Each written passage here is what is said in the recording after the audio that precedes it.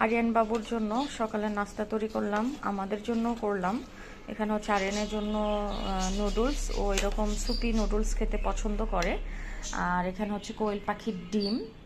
আর আরিয়ানের বাবার নাস্তায় আছে হচ্ছে গরুর মাংস আর এই যে ফ্রোজেন পরোটা ভেজে নিয়েছি। এগুলাই আজকে আমাদের সকালের নাস্তা। তো আরিয়ানের বাবা এখন নাস্তা করে অফিসে চলে যাবে। আরিয়ানকে নাস্তা করিয়ে পড়তে বসাবো, তারপর হচ্ছে আমি দুপুরে রান্নাবান্নার কাজ করব। সকালের যে টুকটাক কাজ সবগুলো আমার হয়ে গেছে।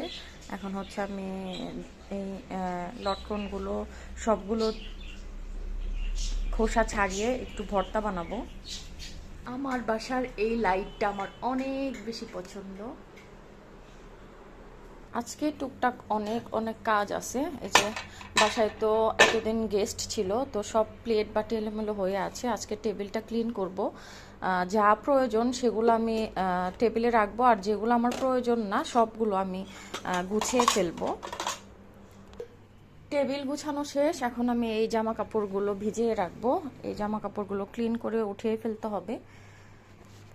এখানে হচ্ছে আমি রেগুলার ইউজ করার জন্য আমাদের তিনজনের যা যা জামা কাপড় লাগে সব জামা কাপড় এখানে রেখেছি। এগুলো একটু নামিয়ে সুন্দর করে গুছিয়ে রাখবো।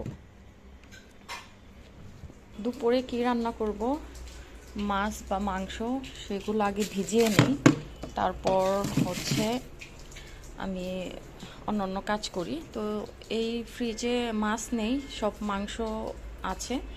ডিপ ফ্রিজ থেকে আমার নিতে হবে। আমার ডিপ ফ্রিজে বেশিরভাগ সময় আমি ফ্রোজেন যে আইটেমগুলো সেগুলাই রাখি। এই যে আমার ডিপ ফ্রিজের অবস্থা। তো এখানেও কিছু মাছ রেখেছিলাম, সেই মাছ আজকে কি মাছ রান্না করব? আজকে হচ্ছে আরিয়ানের আব্বুর পছন্দের মাছ, টুনা ফিশ ভুনা করব।